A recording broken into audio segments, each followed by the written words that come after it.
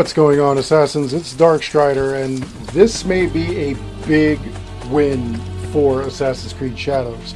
So, I needed to verify this with a couple of different sources. I didn't trust gaming journalists, so, I went to other sources that were in the know, particularly Japanese sources, because that's where this is going to be involved. Obviously, they are reporting that, obviously, like I told you guys, Satoshi Yamada, he is a sort of senator for the government of Japan, and he went before the ministries and he explained what's going on with Assassin's Creed Shadows. So he let people know his concerns over the historical inaccuracies that are going to be in the new game. Honestly, responding to his concerns, the entire body of the Japanese Foreign Ministry said that it just isn't their concern. They don't really deal with that. It's not their bag. It's a game that's historical fiction, so they're not into it. They just flat out said that there's nothing they could do. There's nothing they plan on doing. Now, that's pretty wild to me, because I thought that, being that it went before government, that they would at least, at the very most, that they can do is ban the game from being sold in Japan. Like I said before, there are a bunch of games that are not sold in certain regions or in certain countries based on the content. Sometimes it's that it's too violent, too overly sexual in their eyes, or it's something that deals with something that they do not want reminders of. For example, I don't know what the current situation is in Germany, but way back in the 80s, I remember that you could not sell a game or own a game that had anything that contained any Nazi messaging or Nazi memorabilia, anything like that. Now, what I mean by that is not that, you were going to be, just radicalized into becoming a Nazi. I mean that you were playing a game such as Wolfenstein, where, there's Nazis all over the place, Bionic Commando, where they're trying to resurrect Hitler himself, and they renamed the Nazis into the BADDS, the Bads, which I thought was kind of silly, but still, it's things like that they didn't want to sell. They didn't want to relive that or reopen wounds or anything like that.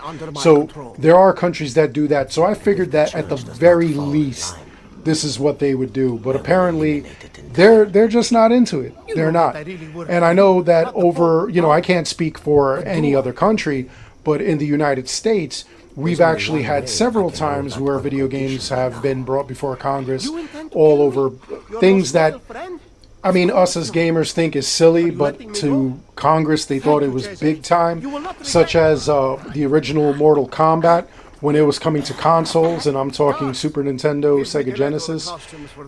They actually went in front of Congress. They were called to Congress because Congress was kind of upset, like, what are you doing here? How can we fix this? We can't have this kind of violence in front of children. So Nintendo's idea was to remove the blood, make it so that it's all like spit and sweat that you're knocking out of them. And then as far as the fatalities go, there were some that were considered not too violent, so they didn't do anything with them. They left them in the game, such as like Liu Kang's whirlwind kick. And then there were different things that they did with the fatalities. They remade some of the fatalities. And that was the same thing that they did on Sega Genesis and Sega CD. However, there was a blood code in which you input the code and you would get the blood and you would get the fatalities, the gory fatalities on the Sega product. So that was the solution that they had come up with. Now, the other thing that we've seen in Congress is Grand Theft Auto 3 at the time, as well as Night Trap, which was also for the Sega CD. Night Trap, they were saying that it was basically a RA simulator or SA simulator that, people were R-wording these girls, these teenage girls in the game. If you played the game, you know that is not what it was about. the game was about an agent who infiltrated, and you are another agent who has got that agent's back, and you're setting up traps. You're trapping any of these characters that went into the that actually were trying to take over the mansion and whatnot. So it really wasn't that. And then of course Grand Theft Auto. What could you say about that? It was violent. It was pretty wild. But again, it's fantasy. But I mean, I am not the parent of any of these kids that own the game, so I couldn't tell you what their tendencies were or how they felt about the game. All I know is that, you know, they knew that it was violent and they wanted something done about it. Now, what was done about it was the invention of the ESRB. It was a way for, you know, gaming companies to kind of monitor themselves. They would check the games, they would give it a certain rating based on, you know, like how violent it was and whatnot. That's why whenever you buy a game, it either says M for mature, E for everyone, and everything in between. So that was that solution. I've never heard of a game in the United States being banned. I mean, if I have, it escapes me right now.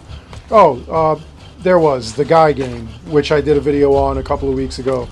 And it had an underage girl. It was like a Girls Gone Wild thing. So, you know, there was that.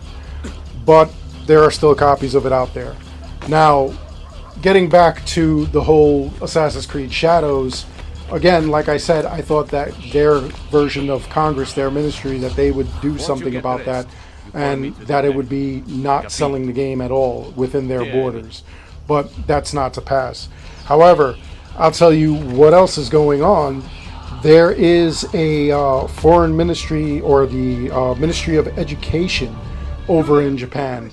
They are not happy. They're saying that a game should not violate the public order and morals, you know, as far as education goes.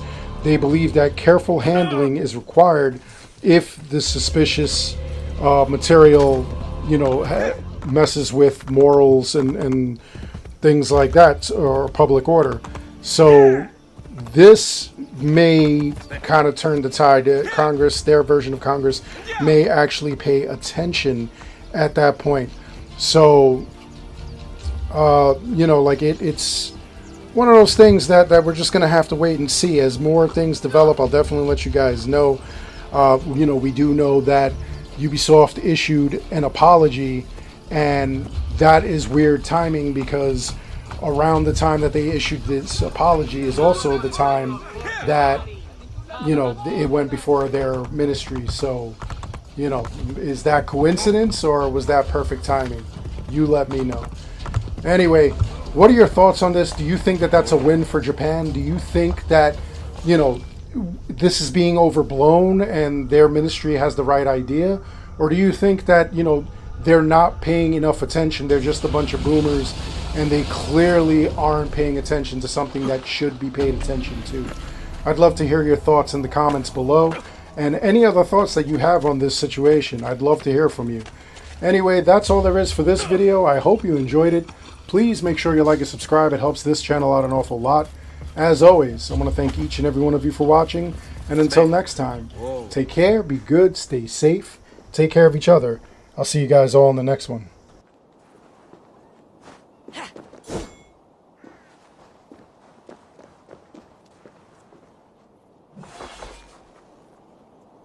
Ya yeet!